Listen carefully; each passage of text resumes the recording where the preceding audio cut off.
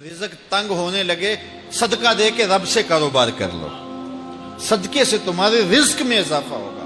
یہ رب کا وعدہ ہے اور اللہ کے وعدے جھوٹے نہیں ہو سکتے۔ رزق کی برکت کا ایک اور بہت بڑا ذریعہ النکاح ہے۔ فرمایا اگر تم نکاح کرو گے، تم فقیر ہو وہ تمہیں غنی کر دے گا۔ لوگ کہتے ہیں بچہ پیروں پہ کھڑا ہو لے تو پھر نکاح کریں گے۔ اللہ کہتا ہے تم نکاح کرو، ہم پیروں پہ کھڑا کر دیں گے۔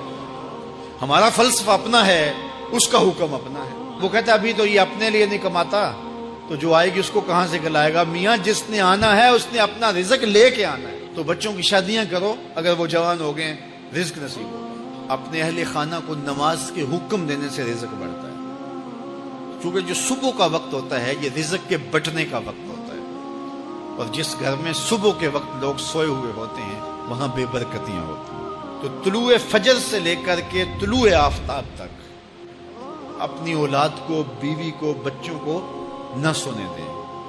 اس وقت رزق بٹنے کے لمحے ہوتے ہیں۔ کثیر دعائیں مانگیں، تلاوت کلام مجید پڑھیں، اور نماز فجر مرد حضرات مسجدوں میں جا کے باجماعت ادا کریں، اور گھروں میں جو ہے وہ بیٹیاں بہنیں مصلے بچھا لیں، تو اللہ کی رحمتوں کا نزول ہوگا۔ اب ایک حدیث میں رزق کے اضافے کا ایک اور نسخہ ارشاد کیا گیا۔ میرے حضور نے فرمایا جو شخص یہ چاہتا ہے کہ اس کے رزق میں برکتیں ہو اور اس کی عمر میں اضافہ ہو، تو وہ اپنے رشتہ داروں کے ساتھ سلوک اچھا کرے۔ رشتہ داروں کے ساتھ اگر اچھا سلوک کرو گے تو پھر تمہارے رزق میں برکت ہو۔ غریب ہیں تو ان کی مدد کرو، ان کی بیٹیوں کی شادیاں اپنے ذمے لے لو اگر اللہ نے آپ کو وسعت دی ہے، ان کی پریشانیاں بانٹ لو، ان کا قرضہ ہے تو اتارنے کی کوشش کرو، ان کو مشکلات سے نکالنے کی کوشش کرو۔ تم ان کو مشکلات سے نکالو گے، اللہ تمہیں مشکلوں سے نکالے گا۔ تمہارے رزق میں بھی برکتیں ہوگی اور تمہارے مال میں بھی برکتیں ہوں۔ فرمایا بہتر صدقہ وہ ہے جو ناراض غریب رشتہ دار کو دیا جائے۔ اگر وہ پھنس گیا ہے، مجبور ہے، ناراض ہے، تو اس کو اگر دیں گے تمہارا نفس اس میں شامل نہیں ہوگا، تو یہ افضل صدقہ ہے جو ہر صورت میں قبول ہی قبول ہے۔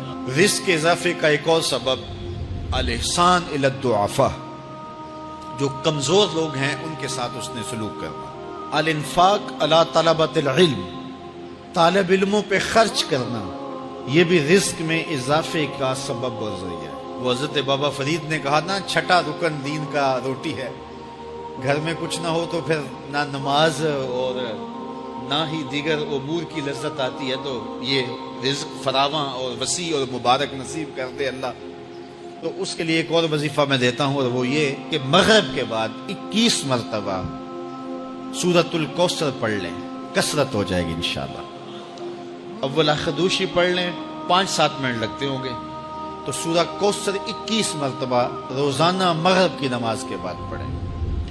اور اگر بہت زیادہ مسائل ہیں تو ہر نماز کے بعد پڑھ لیں، تو انشاءاللہ آپ دیکھیں گے کہ گھر میں برکتیں اترتی محسوس ہوں گی، انوار کا نزول ہوتے محسوس کریں گے۔